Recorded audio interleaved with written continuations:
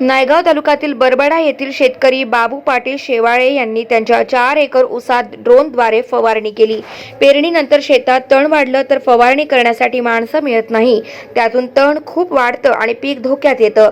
मात्र आता अशा प्रकारे अत्याधुनिक सुविधा बाजारात उपलब्ध होऊ लागल्या असून शेतकऱ्यांना आता या तंत्रज्ञानाची मोठी मदत होत आहे। शेवाळे यांनी आपल्या शेतातील ऊसावर कीड आणि रोगाचा प्रादुर्भाव वाढल्याने ड्रोनद्वारे फवारणी करून घेतली।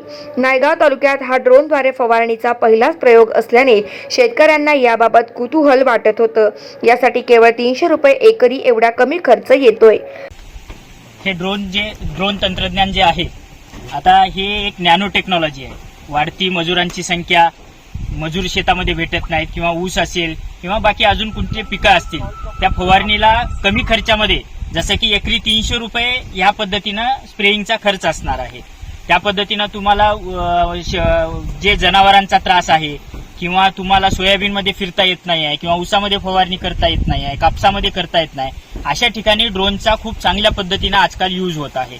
हे खूप चांगलं तंत्रज्ञान आहे आणि भारतातील चांगल्या सोयाबीन संशोधन केंद्र असतील किंवा अजून कुठले कृषी तंत्रज्ञान संशोधन केंद्र असतील, त्यांनी सगळ्यांनी ड्रोन तंत्रज्ञानाला मान्यता दिलेली आहे। माझा ऊस जास्त वाढल्यामुळं आडवा पडला आणि आडवा पडल्यानंतर त्याला एक लोकरी मावा या रोगाची शिकायत दिसली।